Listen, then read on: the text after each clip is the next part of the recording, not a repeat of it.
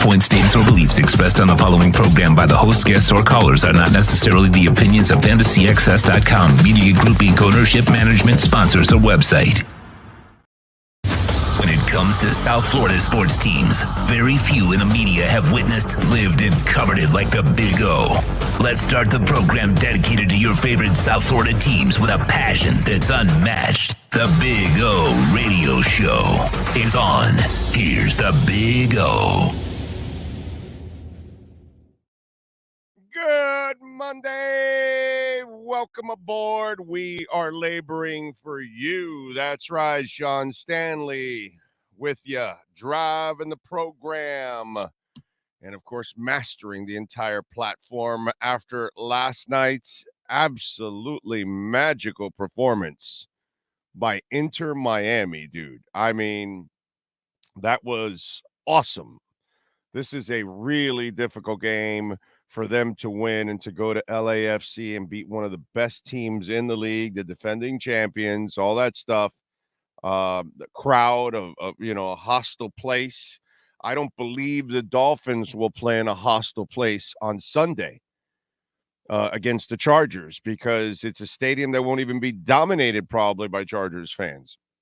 There might be as many Dolphin fans as Charger fans. But last night, by the way, there was a lot of pink last night, okay? You look throughout. There was a lot of pink, man. And it started with the Farias goal in the 14th minute. I mean, that sliding goal with his right foot and to get it to go across to the opposite post and to get that angle past the goalie. That was just absolutely awesome, dude. I mean, that was a lot of fun last night to watch that game and watch that performance. Because I got to tell you something, I was just like, can 10 o'clock get here any faster on Sunday? You know, although I did, even as a Canes fan, I did enjoy FSU beating LSU. Okay, that part I was watching that before the game. Obviously, I had to switch over to the game at 10 o'clock, but and still got to watch the rest of that game. And that was good. That was good. Okay, because just watching Brian Kelly lose after talking shit, it's just kind of fun. You know what I'm saying? That part was good. That part was really good. But last night was, I mean, Farias gets the goal in the 14th minute. Alba set up by Messi in the 51st, and Campana set up also by Messi in the 83rd. Just awesome, awesome, awesome. And the best part was at the beginning of the game. Hey, listen, I didn't go in with a ton of confidence myself. But you're watching the analysts. Oh, it'll be a 3-0 game. The guy says, LA will dominate this game. They'll control it, this, that. And the other guy, well, they'll score at least a goal or two. They were like, oh, no. The other guy was like, no, give Inter some credit. They'll score a goal, but they're going to lose. You know what I mean? And for them to come out and that Farias goal just set the table, that was so huge. And the amount of stars that were there last night. Remember, as I put on social media, he's not Prince Harry, okay? He's Meghan Markle's husband. There's no prince here. Just want you guys to know that, okay? Just to throw that out there because, there's kind of some bogus stuff that they're throwing out. Oh, Prince Harry. There's no princes here in the only prince that ever mattered in the United States.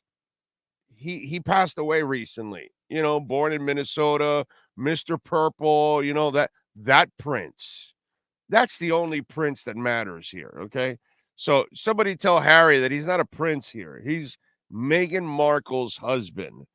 But anyway, yesterday, musical artist Alemang, King Bach, a comedian, Be Real from Cypress Hill, Mookie Betts from the Dodgers, Connie Britton, actor, Gerard Butler, Jamie Camel, Leonardo DiCaprio, James Harden, Tom Holland, Bobo from Cypress Hill, Tom Ellis, the actor, Will Ferrell, Liam Gallagher, Selena Gomez, Brendan Hunt, LeBron James, Clayton Kershaw, Prince, Magic Johnson, Mario Lopez, Zolo Marduena, Meghan Markle, Tobey Maguire, Nas, Ed Norton, Shavo Odedajan from System of a Down. I can't pronounce his name. I probably got it wrong. Glenn Powell. Rage Against the Machine was the musical artist. Rufus Del Sol. Hannah Stocking. Jason Sudeikis. Oliver Trevena. Tyga. Julio Urias. Owen Wilson. Mario Williams. Caleb Williams. And Steve Ewan. Those were the notable actors, entertainers, musicians, whatever, that asked for, tickets last night to go to the game and go see Messi.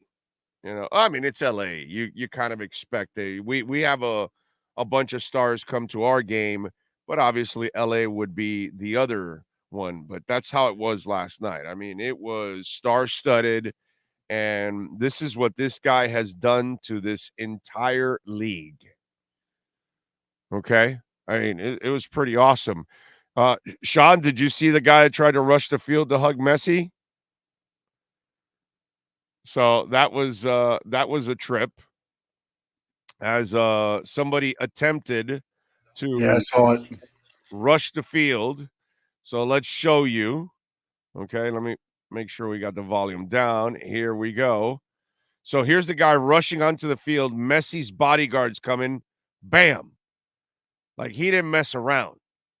And if you haven't noticed Messi's bodyguard, he's a strong dude that's kind of bald and follows Messi everywhere. Everywhere. He's right there on the pitch, on the sidelines, and he came out like a bat out of hell, as my man Meatloaf would say. Okay?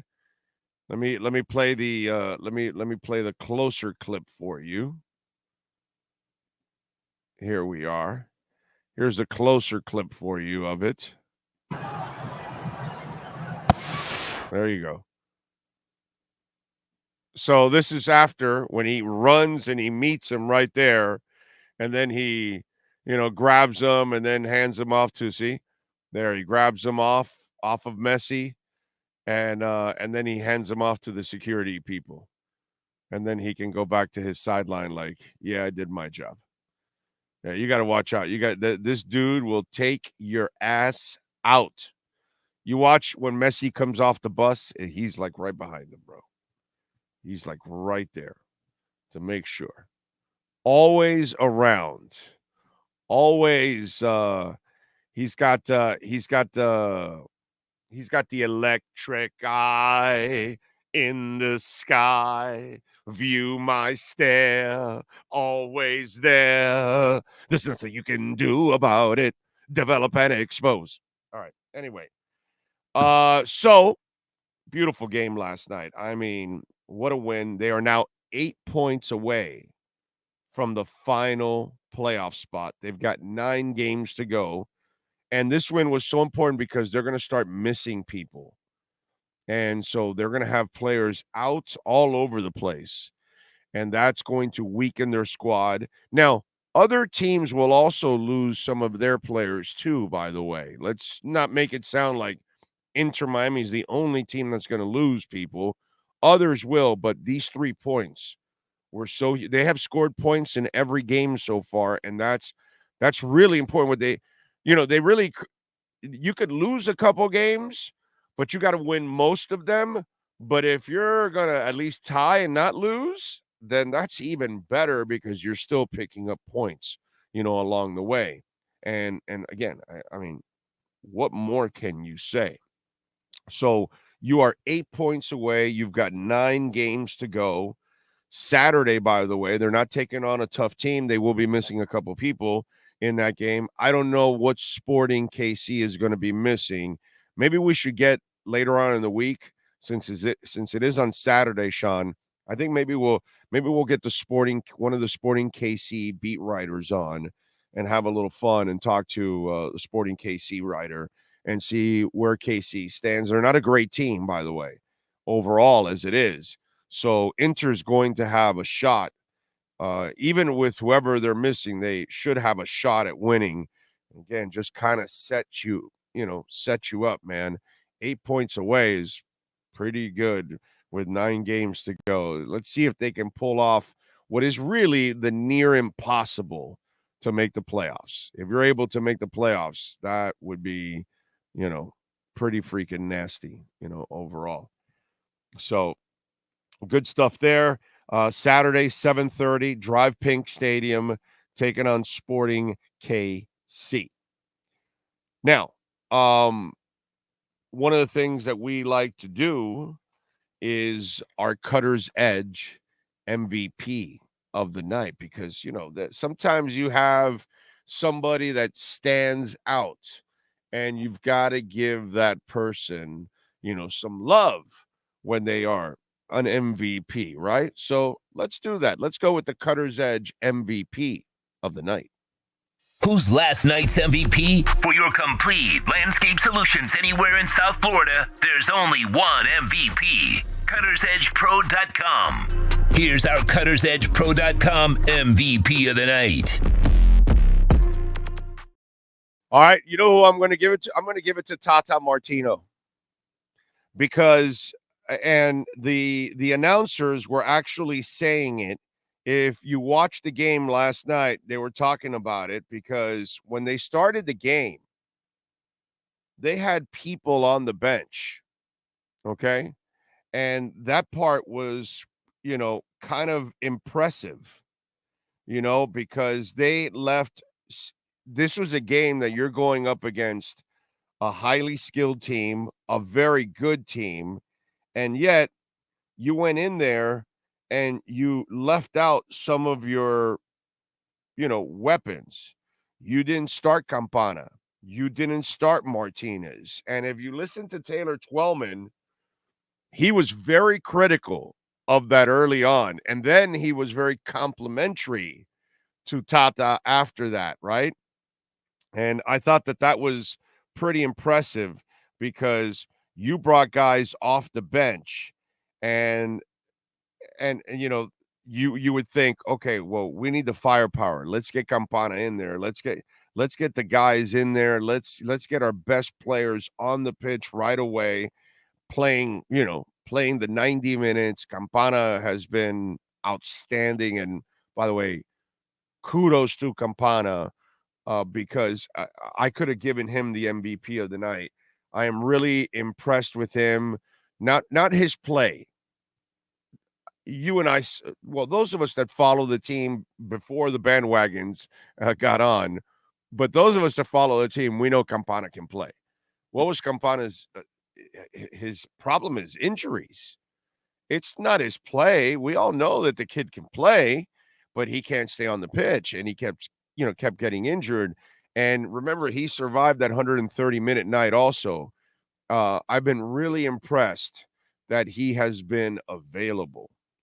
And so I thought that was actually really cool, because you had Campana, you had Martinez on the bench, you had guys that you could have used. Ulloa, by the way, has played really well. You had Taylor on the bench.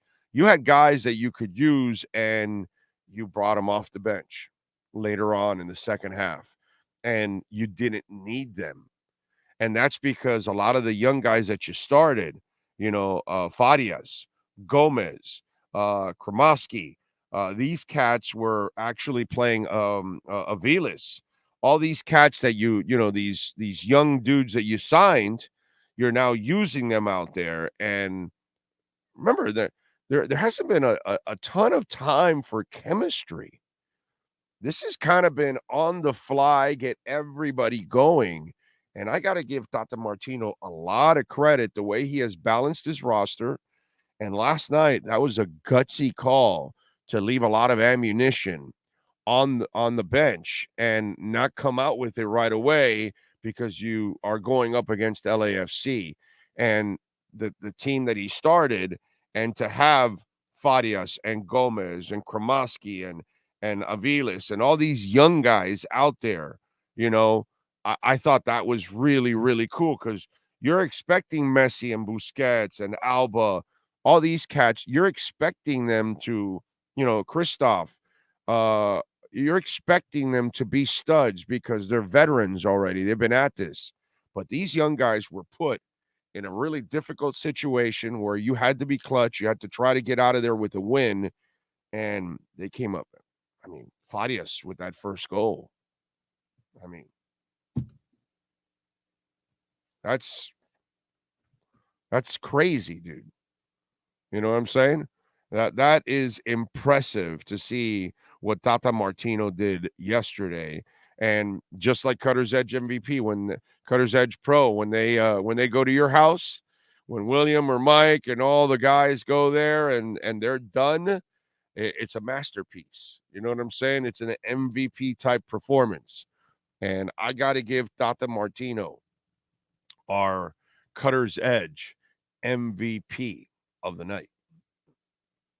The MVP of the night is brought to you by CuttersEdgePro.com. Servicing HOAs, condominiums, townhomes, commercial properties, corporate parks, and malls throughout South Florida. CuttersEdgePro.com. Providing South Florida MVP performance every day of the year. All right. Love it. And thanks to Essential Moving Experts. Also, we thank Sean Williams and the boys. Marcel Louis Jacques. We'll do an interview with him later on today. It'll be posted on the platform. But Marcel Louis Jacques, he just used Essential Moving Experts to move from Dade to Broward County. So he figured, well, I'm going to be driving like to the border every day to kind of cover the Dolphins and all that. Let me get a little closer. And so he called Essential Moving Experts. So if you're moving from county to county, if you're moving from one state to another, if you're moving across the country, call our friends at Essential Moving Experts. 386-213-4054. I'm telling you, man, Sean Williams and Brooke and all the great people over there at Essential Moving Experts. They are awesome. Big Dolphin fans, by the way. So make sure you support the people that support our platform in a big time way. All right. So InterMiami is now unbeaten in 11 straight games. Unbeaten. That's pretty freaking amazing, dude. It really is. All right, let's get to our 3A graphics sports calendar. And obviously last night, InterMiami defeated LAFC 3-1. They are off till Saturday. And Saturday they will host Sporting KC at Drive Pink Stadium at 7:30. Marlins last night completed the sweep of the Nationals. They are 11-2 against Washington this year with a 6-4 win. Today they are off. Tuesday they will start a set against the Dodgers. Tonight, 8 o'clock, we got some college football in the house. Clemson is taking on Duke. Clemson is favored by 13. The over and under is 55.5. Clemson in the money line is minus $500. Duke on the money line is plus 380. So you got some Monday night action if you want to catch a little Monday night football. And of course, call our friends at 3A Graphics. They know how to get it done. 786-251-3404. Alan Blanco. They're in Hialeah. If your company, your team, your fantasy league, whatever it is that you need to do, maybe you're doing some kind of a charity, maybe you've got a softball team, maybe you've got some kind of an event and you need to print the shirts, you need hats, you need all kinds of different paraphernalia. The folks at 3A Graphics can do it all for you, custom printing and embroidery. All right, they're doing stuff for us too. So 3A Graphics, so check it out. They're in Hialeah. So if you're anywhere in South Florida, reach out to Alan Blanco, 786-251-3404. That is your 3A sports calendar. All right. Got that going on. Oh, you see, over the week, we got the flooding in Las Vegas. That shit is crazy. You seen that flooding in Las Vegas? Is that nuts or what? You looking forward to Vegas at the end of the month there, Sean? Sean's not going to leave the hotel, bro. I don't have to bring an inflatable to get around. Now, Sean, you'll be like in the 10th floor of the MGM Grand. You're not going to leave, bro. The water ain't going to get to you ever over there. So you're just going to stay at the hotel is what you're going to do, to leave that hotel. You know how much you got to walk to get out of that hotel? Oh, I'm not walking. Yeah. Yeah. You've been spoiled. To the 10th floor? You've been spoiled the last 2 trips to Vegas, okay? You've been super spoiled because you've been at an Airbnb, which is like the ultimate comfort. Now we got to go to a hotel, and now every time you leave the room, it's just to go eat something, and you got to walk like 4 blocks. It's brutal. So, that's the only thing about those Vegas hotels that, my God, anything you want to do, it's, just too much. So maybe we'll get you a Segway. What is it called? Segway or something like that? What's that called? That thing you stand on and. Really, you think me and the Segway are going to end up real well? It's going to go well? Okay. My right love handle is bigger than my left. I'm going to lean. I'm going to fall off. You're a trip, bro. You're a trip. But anyway, yeah, so we'll be there, But anyways, those floods are crazy, dude. That scene where that minivan is going against that rushing water, rushing mud, actually, shall I say? That's crazy stuff. But of course, that used to happen in Vegas 10 and 20 and 30 years ago all the time. That's normal. And how about this? How about the people trapped in Burning Man? There are 73,000 people trapped in Burning Man. Because out west, the water can't go anywhere. It doesn't get into the ground because it's all clay. So they immediately have flooding whenever they have rain. And my God, it turned all into mud. All the cars and everything were stuck there. Although, I've been dying to go to Burning Man myself and go experience that. Here's the one thing I've been told about Burning Man. Okay, so just in case if you want to go, the hotels are too far away. I don't know if you guys saw the scene where it's Chris Rock and somebody else. They're like in the back of a pickup. A fan picked them up. They were walking, trying to get out of Burning Man, and they were walking. They got a ride out of there, I guess, before it got really bad. And so they made it out just before.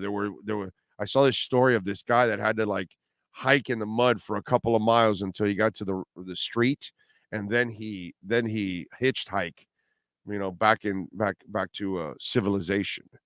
But here's what I've been told about Burning Man, and this is why I've watched like lots of things about this stuff.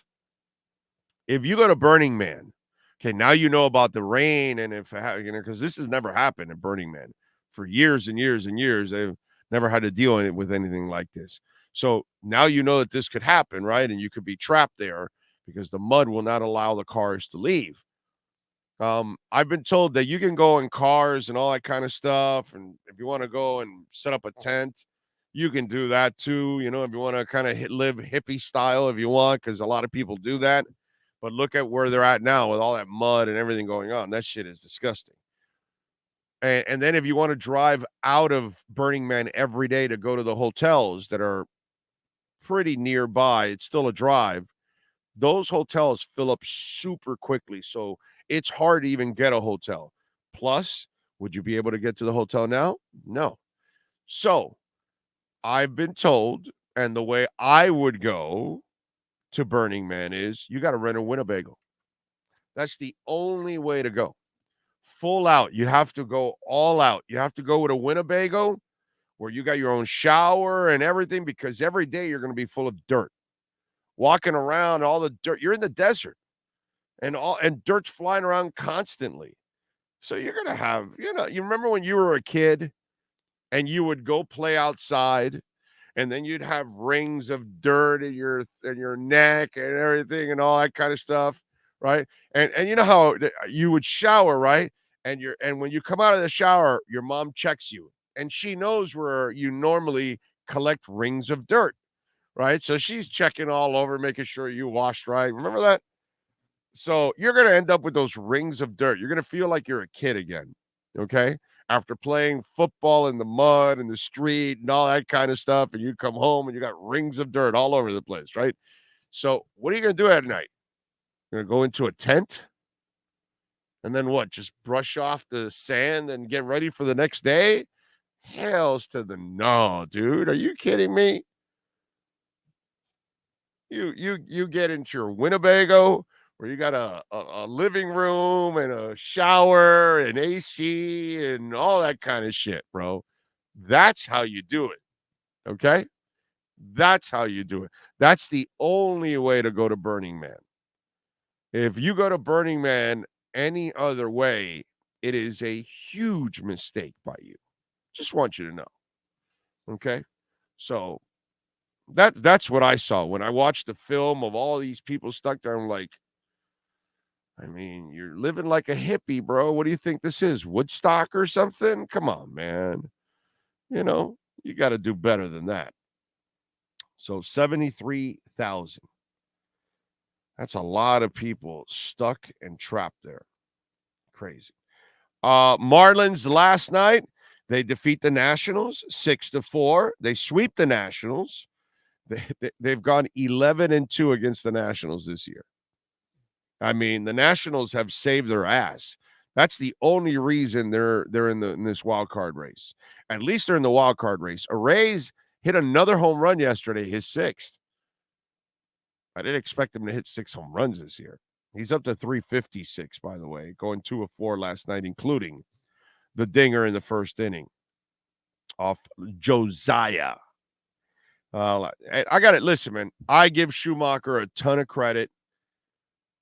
Overall, we can't complain about the Marlins. They've had a good year. You know, in the end, the only thing that we can complain about is that the ownership group just doesn't have enough to really, you need everything to fall into place for you to make it somewhere, and I can't say enough about Skip Schumacher. God bless him, dude. He's done a fabulous job overall. Sandy, by the way, had a decent outing last night, 2 earned runs in 8 innings, gave up 9 hits in 8 innings, 3 Ks. Not necessarily a great outing by him, but a decent outing, overall. Hey, listen, better than a lot of the outings he's had this year. So I give him some credit there. They're off today.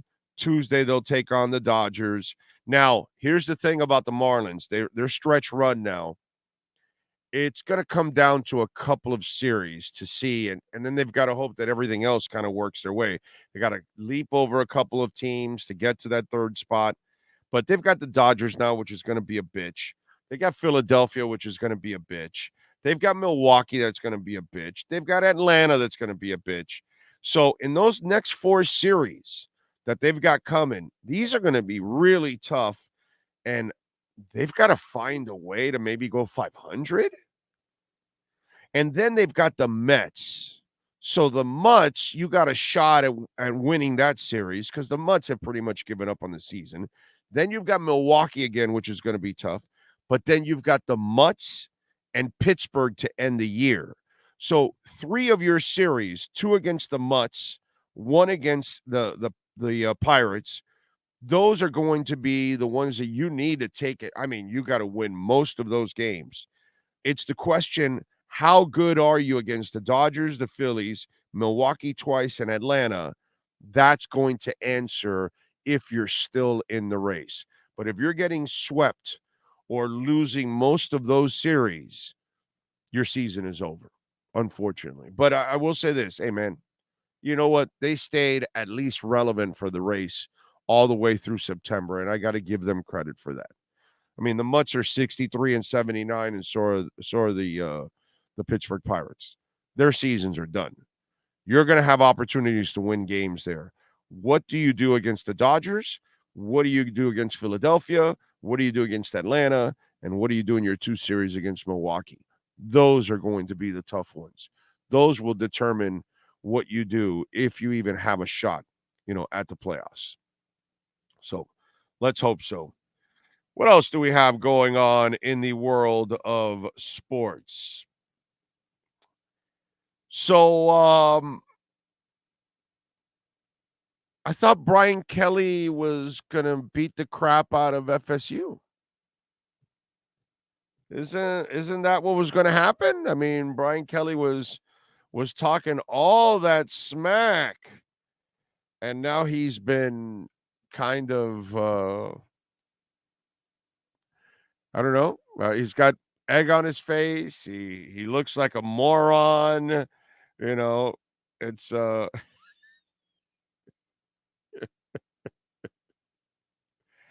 But I will say this, Brian Kelly, who, I guess called it a total failure, a total failure from a coaching standpoint, a player standpoint that we have to obviously address and we have to own. I know adversity is always going to strike at some time in this game, and this is our first real piece of adversity that we have to address. I'm confident our guys, our coaches will rally in the manner that they need to. And one of the beautiful things about this whole thing, and by the way, and he goes on to say, the buck stops with me. I've got to get our football team to understand and recognize that you've got to play this game for 4 quarters with a mentality. We just did not, for some reason. We thought we were somebody else. We thought we were a 2-time national champion, Georgia Bulldogs or something. I don't know what we thought. It was a mistake, right? So, and remember, this is the guy that said, we're gonna go beat the heck out of Florida State. So you kind of set your team up for all of this and getting your asses kicked 45-24. And listen, Jordan Travis started a little shaky, that interception, it like at the beginning there was a little bit of fuzziness, and then Florida State kind of got it going and then pulled away. The Coleman kid was a stud, all that stuff. But the coach for LSU, dude, you set this all up. You set your players up. Coaches are the ones that get pissed at their players when they go out and put bulletin board material, like the Gabbert kid did for Miami of Ohio. Oh, we're going to show them who the real Miami is. And that's where your coach cringes and says, no, don't do that. So why would you do that if you're the head coach of Notre Dame? Why would you do something so stupid? In the end, I got to give Brian Kelly the stupid award here. You're the freaking moron, bro. You decided to talk crap about Florida State, and did you not watch them last year? Did you not see that they were like an up-and-coming team? Did you not see that Jordan Travis is a Heisman Trophy contending type quarterback coming off of last year? So why would you wake the sleeping giant? Why would you diss them like that? Why would you give them any kind of motivation to start the season? And I got to say, because of the talking crap, then all of a sudden the pressure ratchets up, whether Brian Kelly wants to admit it or not, because you said you were going to beat the heck out of Florida State. So as the game goes on and as the mistakes start to pile, they would go right away and look to Brian Kelly. The cameras, every time something negative that would happen to LSU, it would go to Brian. And there were a couple times that he's like, you could tell he is pissed. And he is screaming at his people, trying to, what the hell is going on here, And I thought that was great camera work by the director. It's like, okay, let's make sure we got a camera on this asshole every time something goes wrong so we could get his reaction and put it out there. And sure enough, they did. I love it, dude. I thought that was fantastic. That part of it after talking all that crap and then watching what's going on, I said to myself, this is just beautiful, dude. Brian Kelly is looking like a horse's ass in front of the entire world. This is awesome. It's beautiful. Brian Kelly flopping. 45-24. I'm not one of those guys that hates on FSU or anything like that. When they take on Miami, obviously I want Miami to kick their ass over and over again. But I was happy for FSU beating the crap out of LSU, just because listen. I think Brian Kelly's a good coach overall. I think he does a decent job overall, man. And he did a really good job at Notre Dame. What was it, Cincinnati before that, right? He's a good coach overall. Now he's in the SEC. It's a huge challenge for anybody that's in that conference. You know, that's a monster conference to have success in. So he's up against the big boys in that one. But, you know, he does rub me like a horse's ass, you know. So I don't have a problem watching him flop, to be quite honest. Remember, folks, if your business wants to be a part of our platform, 786-754-4664. That's 786-754-4664. You can always reach out to us. Our email is bigradioshow@yahoo.com. That's bigradioshow@yahoo.com. EJD Construction is a proud sponsor of our program. We love Eric and the great people at EJD Construction, 305-433-4843, custom home construction and major home remodeling. Folks, they are fully insured, liability and workers' comp. So anybody that's working on your property, if they happen to get injured, folks, you will not get sued. Okay? That's the beauty of all of this. You want to make sure that you hire companies that are, you know, responsible and protecting you. So not only giving you great service, which is what EJD Construction does, every day they send you pictures, and every day you can see the progress that's being made.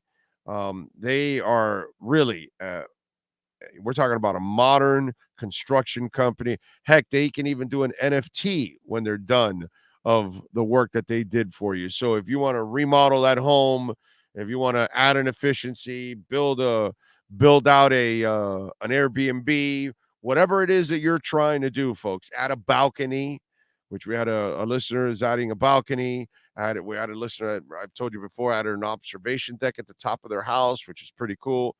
EJD Construction, man.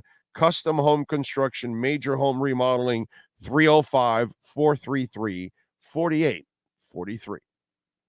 All right. What else do we have going on in the world of sports? Dolphins and Chargers on Sunday. We, of course, will have the pregame show for you.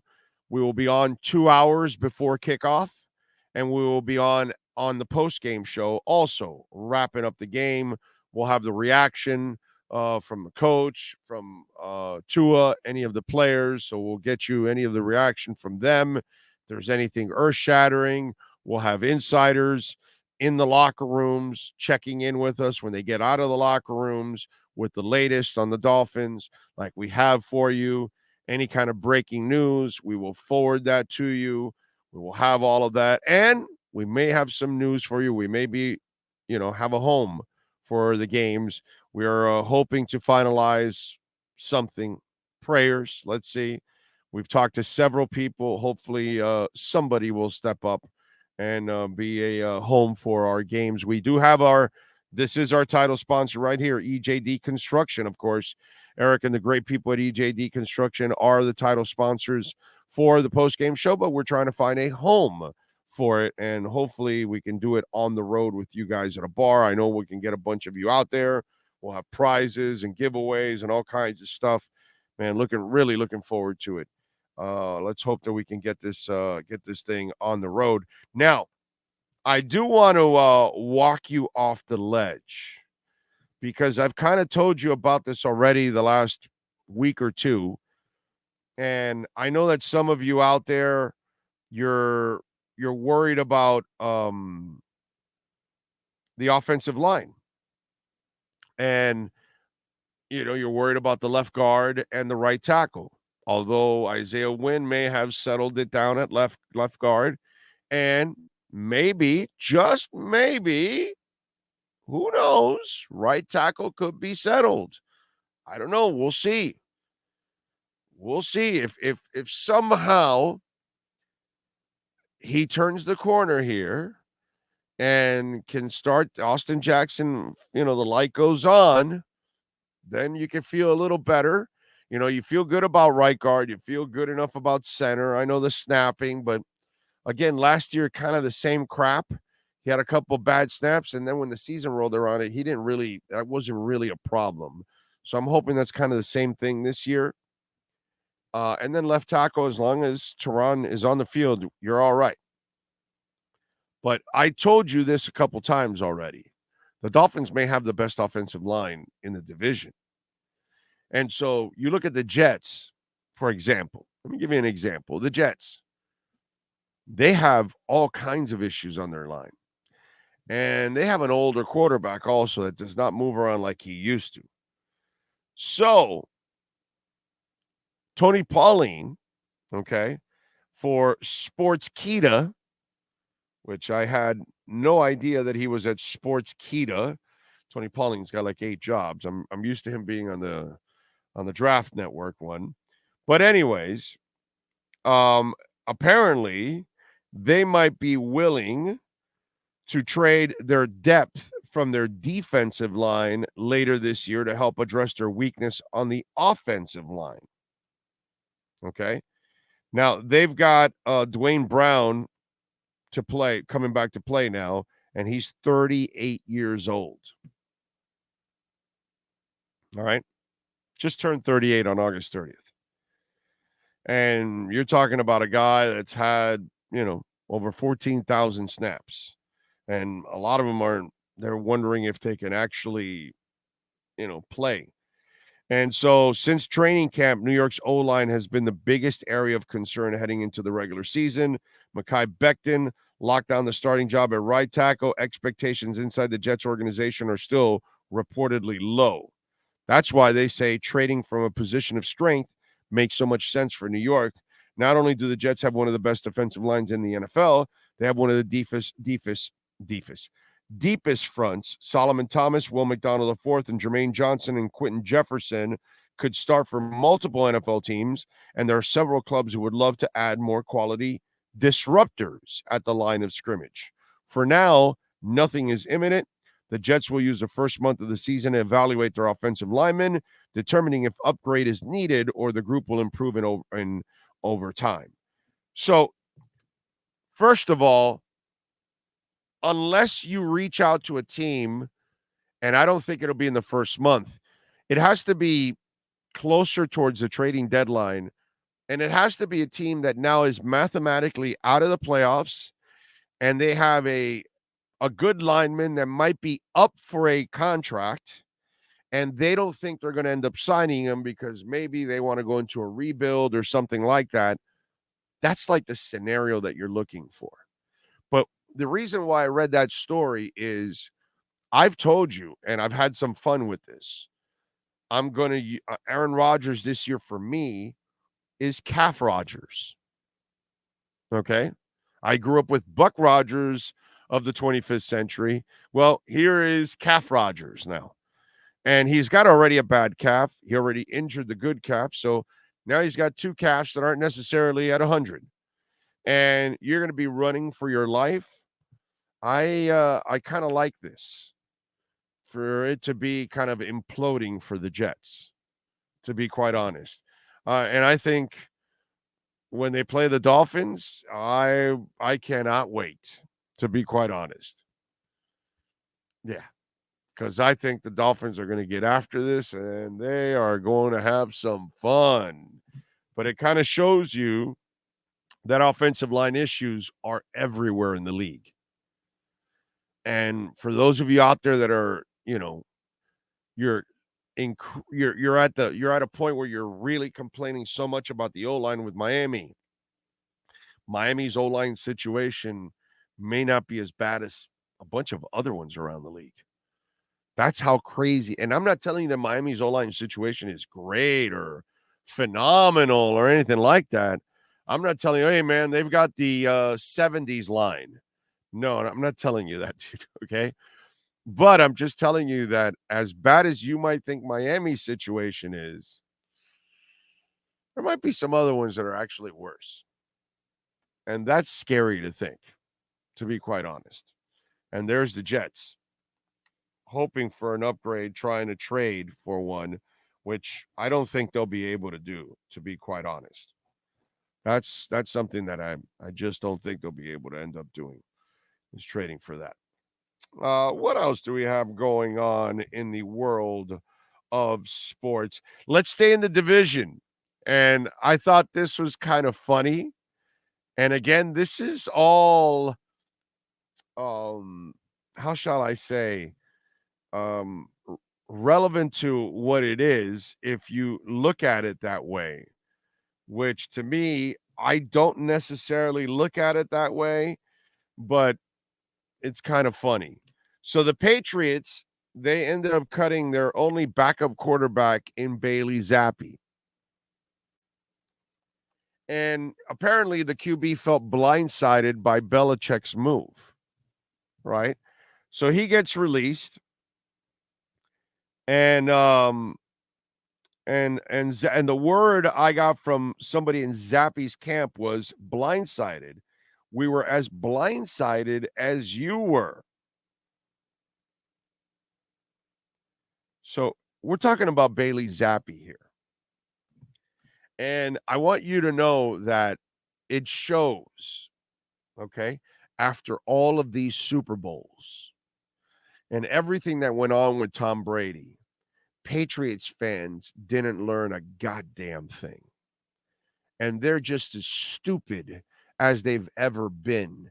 These morons were on the Bailey Zappy bandwagon last year over the other clown. Okay? And the bottom line is the clown that's running the organization now, Bill Belichick, he got lucky once with Tom Brady. This is the same guy that brings back bad quarterback after bad quarterback to be a backup quarterback on his team. Okay? And so why would anybody think that this guy knows what he's doing with quarterbacks? Because he got lucky with Tom Brady?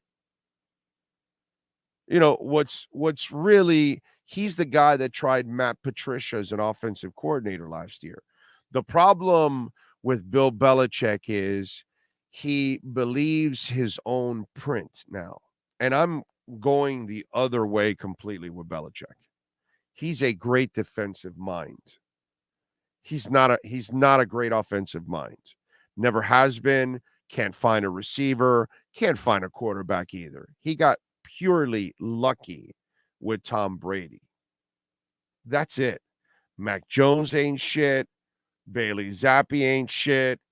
What's the guy he traded to Matt Castle ain't shit.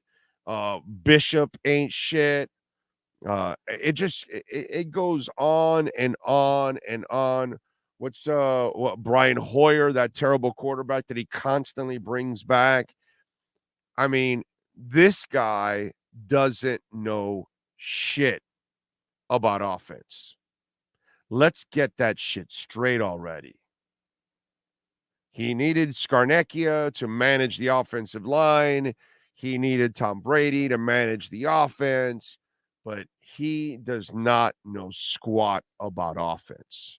Anybody that puts Matt Patricia in charge of the offense last year, you get so arrogant that you think your shit doesn't stink, that you can do anything and it's going to work. No, dude. Tom Brady made anything work. You gave him Oompa Loompas as wide receivers, and he made it work. But you can't find a wide receiver if your life depends on it. You can't find a quarterback. You can't figure out an offense. You don't even have a backup quarterback leading up to this season. Do you know how despicable that is? And then the fans are just as stupid as he is, because that's why they were on the Bailey Zappy bandwagon last year. So here's a sorry-ass quarterback and his camp that are blindsided by the fact that they're sorry and they really shouldn't even be in the NFL, and that stupid fans in Boston bought this shit, and that the dumbass coach actually thought he was something.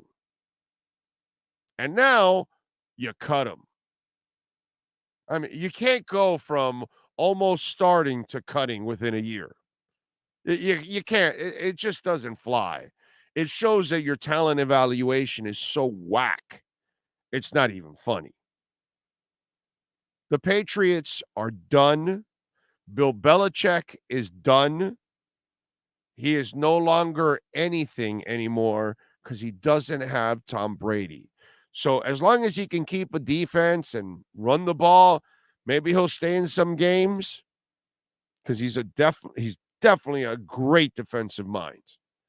But he doesn't have the offensive mind, the offensive ability to find the talent to get himself out of this hole that he's currently in, which is being the fourth best team in the division. So maybe what we need to start doing is calling it like it is, that, Belichick got lucky. Great defensive mind that had the greatest quarterback of all time. He no longer has the greatest quarterback of all time, so now he looks a lot like Mike Ditka. A guy that only knew defense and knew nothing about offense, pretty much, because that's all his teams ever did, and he was a tight end. But if he didn't have McMahon, he didn't have shit, and he still didn't have shit in New Orleans. That's it. You got lucky that, Tobin and company in the front office got you a quarterback. Unfortunately, a Packer ruins his career. And then from there, you couldn't figure anything out because you couldn't figure out that quarterback position ever again. And when you went to New Orleans, you couldn't figure it out either again. Yeah, you can run the ball. Any idiot can run the ball. Sure, give it to Ricky. Trade your whole draft. So, I just find this whole Bailey Zappy thing, it's funny that he was blindsided, but who's blinded are Patriots fans and Bill Belichick, because those dumbasses can't figure out shit on offense.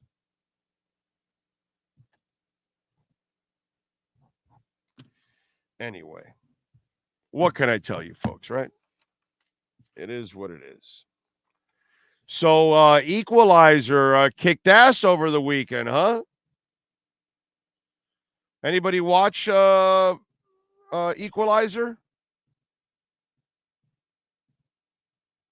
I have not seen it yet. I've never watched any of the Equalizers on the big screen. It's always, I wait for it, but it debuted Denzel Washington's bloody assassin thriller, debuted at the top of the box office charts at $34.5 million over the weekend, and an estimated 41 through Monday's Labor Day holiday. Now, still, the turnout for Equalizer 3 speaks to Washington's status as a box office draw. It landed an A cinema score from audiences and holds a 76% on Rotten Tomatoes. Oh, where am I? I lost myself here. There we go. Which, by the way, is the highest of the trilogy. The film added 26.1 at the international box office for a global start of 60.6 million. The 3-day domestic figure is nearly the same as its predecessor in 2014. The Equalizer debuted at 34 million. 2018's Equalizer 2 debuted at 36 million. The first two films, also directed by Antoine Fuqua, managed to surpass 100 million at the domestic box office and nearly 200 million globally. Equalizer 3, which was co-financed by Sony, TSG, and Eagle Pictures, cost $70 million and is targeting a similar tally by the end of its run. So this is a very good opening for an action thriller, says David Gross, who runs the movie consulting firm Franchise Entertainment Research. Reviews are the best of the series, and audience scores are excellent. So there you go. Give me on Twitter at Big O Show. Give me a scouting report here, man. You know, tell me, is it worth going to the theater for it? I've never gone to the theater for an Equalizer movie. Should I go for this one? That's the question. What do you guys think? Should I do it? Let's go with some birthdays today. Beyonce, 41 years old today. Let's see, who else do we have? There's a couple. I looked it over today. Let's see. Mark Ronson, producer, is 47. But Amy Winehouse, Bruno Mars, right? Ronson, obviously a player in the music business. Xavier Woods, wrestler, is 36. Legit wrestler? Okay. All right. That I did not know, but I got to run it by my wrestling expert here, my partner in crime. Part of the New Day? He's part of the New Day? Is that what you said? Yeah, Xavier Woods. Yeah, he's part of the New Day. Oh, New Day? Okay. All right. Damon Wayans is 62 years old. Man, we are getting old. I'm 56. I'll be 57 in 27 days, dude. 27 days. And I'll be in Vegas for my 57th birthday. Because October 1st, well, I'll be flying back from Vegas sometime in the evening, I would imagine, because we'll be doing the pre- and post-game show. So we'll be getting a late flight out of Vegas. Something tells me we're going to land like early Monday morning or some shit like that. Anyway, so we'll see. We'll see how it goes. Who else is celebrating birthdays today? I think that's it. Whitney Cummings, the comedian, is 40. That's it. Not a couple of names, but not a heavy list today celebrating birthdays. When we talk about music history on September 4th, we start off first in 1976 on this date. Fleetwood Mac. Jesus. Okay, get out of here, Ray. Fleetwood Mac had their first number one album and their self-titled record, which at that time had already been on the charts for over a year. In 1996, on this date, Oasis outraged fans at the MTV Video Music Awards when, during their performance of Champagne Supernova, Liam Gallagher spit on stage and threw a beer into the crowd. And he was there yesterday at the Messi game in LA. In 71, on this day, Paul McCartney had his first solo number one in America with the song Uncle Albert, Admiral Housley. In 2008, the Fender Stratocaster Jimi Hendrix torched on stage at the Astoria in London in 67. It's the first guitar he ever set fire to, sold at an auction for $467,000. In 86, soon after getting his driver's license back after a 5-year suspension, Greg Allman was arrested in Florida on charges of drunk driving. In 82, the Steve Miller Band had the number one song in the country with Abra, Abra, Cadabra. I want to reach out and grab you. In 95, Blur, Oasis, and Radiohead were among the bands that recorded tracks for the War Child charity album that was released 5 days later. All profits went to kids in the war in former Yugoslavia.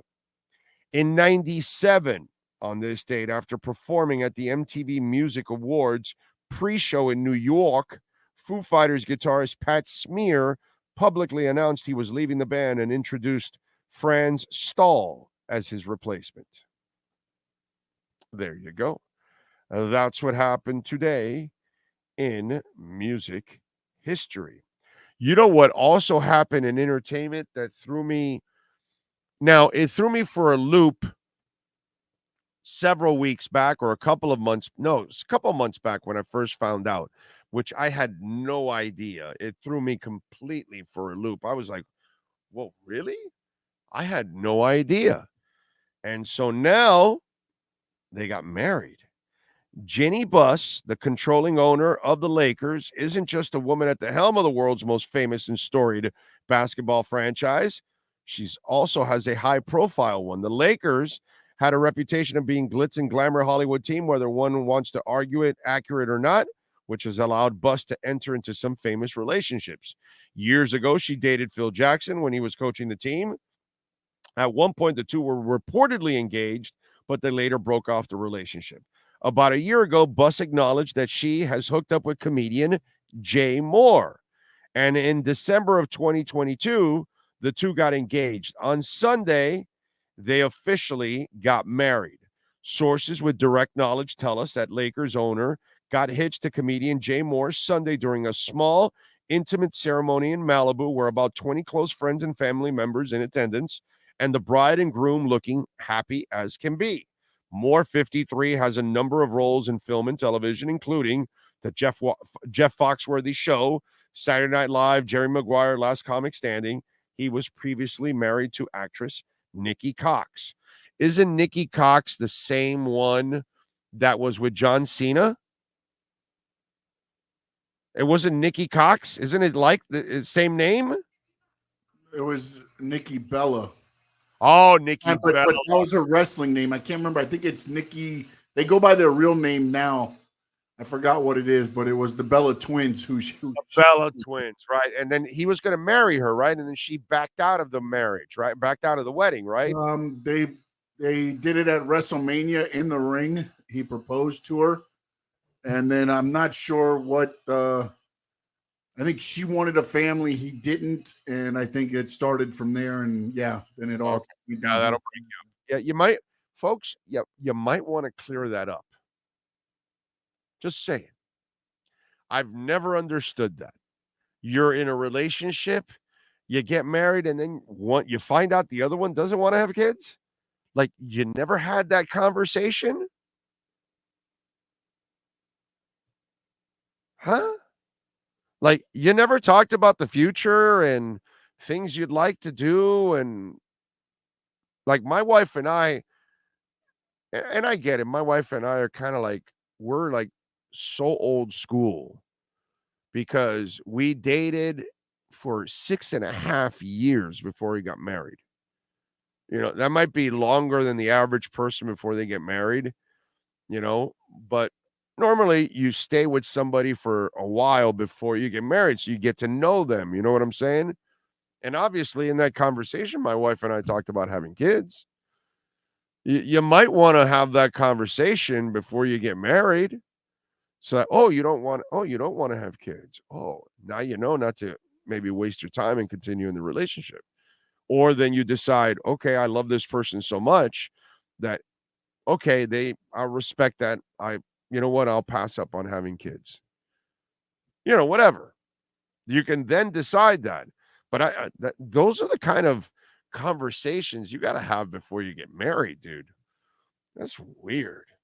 Anyway, congratulations to Jeannie Buss and to Jay Moore. Did not see that one coming at all, I got to say.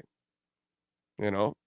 And by the way, and Jeannie Buss is a very good looking woman overall. So, you know, good for her, bro.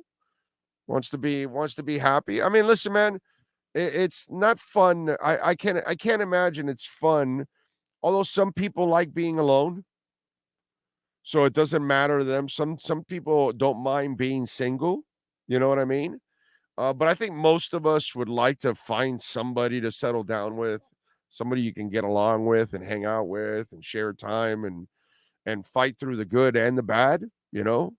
Um, I know that's how I've always been, you know what I mean? So it's just kind of weird that you wouldn't have that conversation. But congratulations to Jeannie Buss and Jay Moore. I doubt they're talking about kids at their age.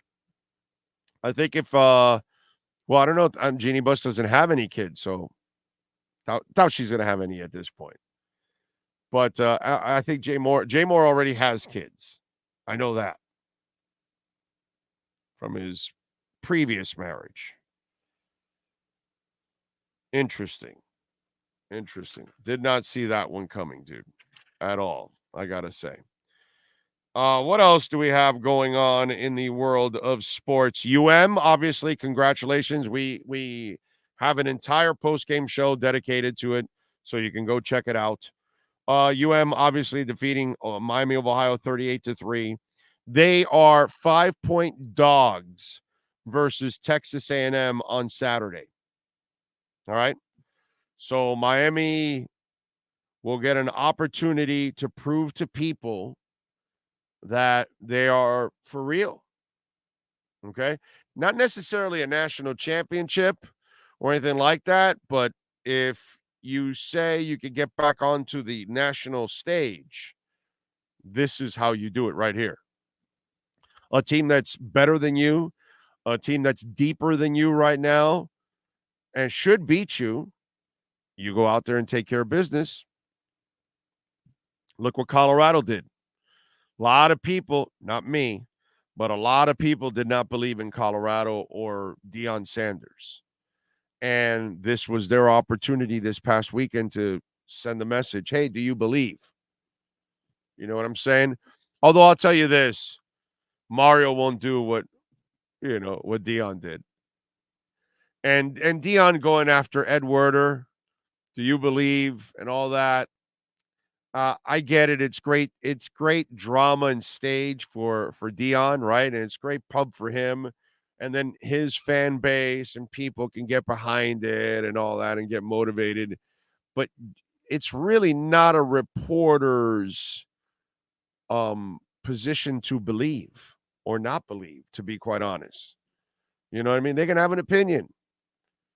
You know, I'm a different kind of media member because I openly tell you that I'm a fan of the Canes and the Dolphins and the Marlins and the Panthers and the Heat and InterMiami, and FIU and FAU and, anything local. I'm a hometown guy, born and raised here, bro. I love all my teams here locally.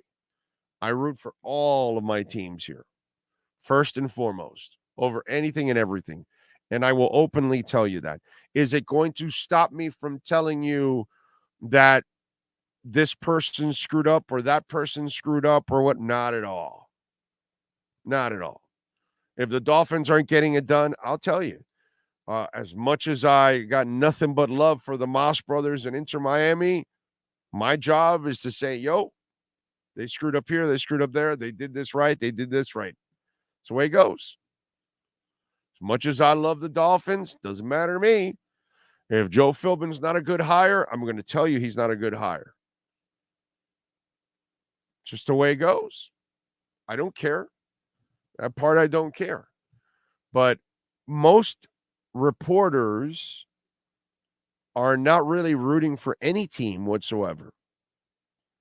So to them, they can have an opinion of whether they think you'll win or lose the game or get to the playoffs or whatever, but they don't have to be believers in your program or anything like that.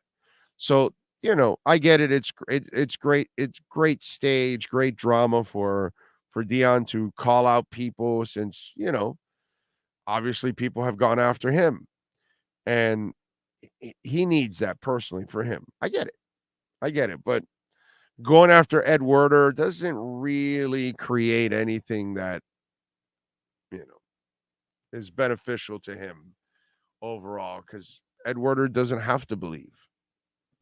I openly tell you, I believe in Deion. I'm rooting for Deion because Deion knows what the hell he's doing more often than not. He's been like that since he was a player. He's one of those few guys that can talk the talk and he guarantees he walks the walk. That's hard to do, ladies and gentlemen. It's incredibly hard to do, to talk the talk and then walk it. Not everybody can do that. Dion does this constantly, dude. It's been like that his entire career. And why you would ever, doubt that guy, I find it to be insanity. How do you like them apples? That's what I would call. If you want to doubt Deion Sanders, then you are absolutely insane. That's what you are. Okay? Absolutely insane. So, Mario Cristobal, I have all the faith in him too. And as I've tried to walk a lot of you off the ledge, it's just going to take a while to clean everything up. The Miami of Ohio thing sent a nice little message. And you have your chance now to send a Deion Sanders-like message like he did with Colorado and TCU. Well, this is Miami's moment this coming Saturday against Texas A&M. You beat Texas A&M, it's going to be the same kind of thing. Like, whoa, Mario is turning this thing around with a quickness. Because you looked like a more competent, disciplined, responsible team against Miami of Ohio than you ever did last year. Now, the talent level has been ratcheted up 15 times over. You're now taking on Texas A&M. By the way, you're also taking on, a program that also needs to turn their shit around too, because Texas A&M's got some heat on them too. All right. They spend a lot of money and they're not getting the results. So there's a lot of heat there. If UM, a 5-point dog, by the way, Texas A&M is minus 205 on the money line. So Vegas clearly feels that Texas A&M is better than the University of Miami. This is Mario Cristobal's opportunity to kind of send a message to Vegas, to college football writers, and to his own fan base. Because there's a lot of you out there that still aren't convinced Mario's the guy. And people like me and others have to try to convince you and make a case and say, hey, man, he did a great job at Oregon. He did shit at FIU that nobody else does. This guy's a hell of a recruiter. His dedication is second to none. His commitment is maniacal, like the Moss brothers. I'm telling you, this guy's going to win. He is. And I don't know if this Saturday is going to be that watershed moment for him. We waited for years for some of these other coaches to have that watershed moment. Al Golden really couldn't have it. We thought Mark Richt kind of had it with that Notre Dame game, right? We kind of thought, but really wasn't. And you need those kind of moments. And here's one, man. Here's one that could send a nice message to those fans that are still doubting Mario Cristobal. That's what this Saturday is all about. It is a time for Mario Cristobal to have his Deion Sanders moment.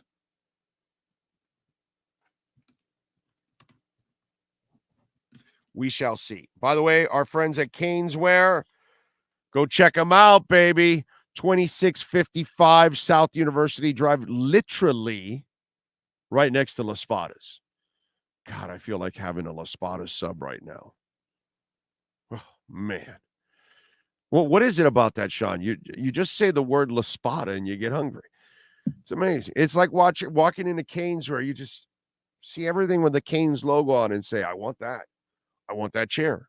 I want that tent. I want that pencil. I want that bracelet. I want those sneakers. I want the bar lights, bar lights. I want those sandals. They've got like 200 shirts. I don't know about 200, but they got a ton of shirts. Okay, they got InterMiami gear. They got Messi shirts. They got all kinds of stuff, dude. Dolphins gears. Get ready for the Chargers and the Dolphins. We got Marlins gear down the stretch. Panthers, Miami Heat right around the corner. They got it all for you. That's why I tell you all the time, go to Caneswear. And by the way, mention our name. You Big O10 to get 10% off. I never mentioned that. Big O10 to get 10% off. And if you order over $100, over $99, you'll get free shipping. So go to caneswear.com, use our code Big O10, get 10% off. Caneswear.com.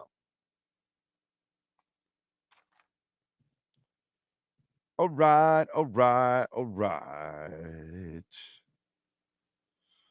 What else do we have going on in the world of sports? I don't think I see any other breaking news. We are going to have Marcel Louis Jacques, by the way. He's going to join us later on this afternoon. Coaches addressing the meteors. We're going to talk to him after. So we'll get a little preview with him, and we'll start to get ready for the Chargers and the Dolphins. Can't wait. LA's favored by 3. Over and under is 51. So looking forward to that. We got the good thing is there aren't a lot of there isn't a bunch of bad news or anything like that. You know what I'm saying? Overall. So Peter King, by the way, has the Dolphins missing the playoffs, finishing 9-8 and losing out to the Pittsburgh Steelers in a 3-way tiebreaker involving the Chargers, their week 1 opponent. Okay? So he put, by the way, it's a fact of life in 2023 American Football Conference. A very good team or two won't make the playoffs. There's so much to like about Miami, particularly after adding Vic Fangio to run the defense. But, man, the landmines at the explosive Chargers in week 1, at Buffalo, at Philly versus Kansas City in Germany, and at the Jets on a short week, at Baltimore late, and, of course, Buffalo and the Jets at home, too. There's all that, plus the drive to keep Tua healthy all season long. I disagree with him. They went 9-8 last year, injury-riddled. If you can stay healthy, and you added Vic Fangio, and you added Long, you added things to your team, maybe Wynn's going to be a better left guard. Maybe Austin Jackson settles down at right tackle. How about Jalen Phillips? Is he going to break out and have 12, 13 sacks? You think that's not going to make a difference? You know what I mean? Christian Wilkins has got to be a motivated mofo. X is completely healthy right now. Eventually, you get back Jalen Ramsey, Cater Coe, who has a year of experience under his belt. I like the running back group. I think it's a really good running back group. The only position that I would tell you, not that it's a downgrade from last year, but it's not an upgrade or it's not really anything special, is tight end. But everything else, I love the receiving core. I think Tua can have an MVP-like season. So I disagree with all of this, man. And you can check out the piece, a couple of Dolphin pieces that are out there on the platform. One, it's funny how I get criticized for being positive about the Dolphins, and then I get criticized for being negative about the Dolphins, because I'm not allowed to be negative or positive, apparently. I'm not allowed to tell you, hey, get rid of Adam Gase and Mike Tannenbaum and fire those guys and hire Chris Greer. I'm not allowed to tell you, hey, Joe Philbin's a terrible hire. I'm not allowed to do those kind of things. And then apparently I'm not allowed to tell you that I think the Dolphins are definitely going to make the playoffs. They're going to win 12 games. They're going to win this division. So I'm not allowed to be negative, and I'm not allowed to be positive. But I'm going to stay on the positive side on this one. Like I did last year, it was just injuries that derailed this season. And I'm not sure why people are not seeing that. And maybe it's because they're just convinced that Tua will not stay healthy. I think he's going to figure it out, not to take the extra hits, not to hold on to the ball too long. But that's just me. I think he's a really intelligent cat, and I think he'll figure this shit out. I really do. I'm sorry. I apologize for being positive. And I think they're going to win on Sunday. How do you like them apples? How come nobody forgets that guy gave up a 28-point lead last year? And, they got to play Baltimore, King says. Have you not seen Tua beat Baltimore twice? One with no coach, one with a coach last year.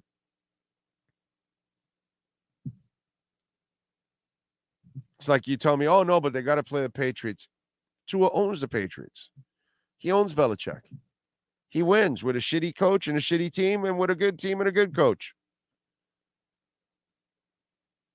I don't know. I just, this whole thing, it's, you know what it is? I think with Peter King and others, I think you're jaded with the past. And like a lot of you, remember how I told you to let go of the past? I think the Peter Kings of the world can't let go of the past either, to be quite honest. I think that's what's going on. How screwed up is that? But that's fine. Deion Sanders probably has to convince people to let go of the Colorado past. And with the win against TCU, I think they started doing that. Well, it's Mike McDaniel's job now. And I guess everybody forgets they were 8-3 before all the injuries. It's funny how people forget how good they were, how good they can be, and how much better they are right now. Interesting how you only take the negative into account, but you don't add the positives. Strange how that works, huh? Let's measure the Dolphins simply by negatives. That's what Peter King's doing. That's what many others are doing. Let's look at all the negatives or create negatives around you because, oh my God, you got to fear San Diego. You got to fear the Jets. You got to fear Baltimore. Why? Why? Because you said so? You painted a picture there like you got to fear Baltimore. You haven't seen Tua own Baltimore the last 2 years? So that's fine. Paint the negative picture if you want. I'll paint a Picasso, and I'll stay positive on this one because I feel that's what the Dolphins deserve. When they deserve negative, we'll give them negative. When they deserve positive, that's what they're going to get. All right, we thank Sean Stanley, as always, who masters the hell out of this entire platform every single day. We will be talking to Marcel Louis Jacques in a few minutes. It'll drop later on in the afternoon here on the platform. After that, we won't have any more interviews dropping for today. I don't want to do anything else today. It's Labor Day, not a lot of stuff going on. But, the coach is talking today. Dolphins are practicing. They're getting ready. This is a regular game week, so we're going to handle it. I'm sure other places want to play best ofs and things like that. We don't do that. We work hard, and we just gave you about 90 minutes, right? Almost 90 minutes of pure talk, pure sports talk, all kinds of stuff going on. We gave you a legit recap. No best ofs. We'll see you later. Same time, same place, same bat channel.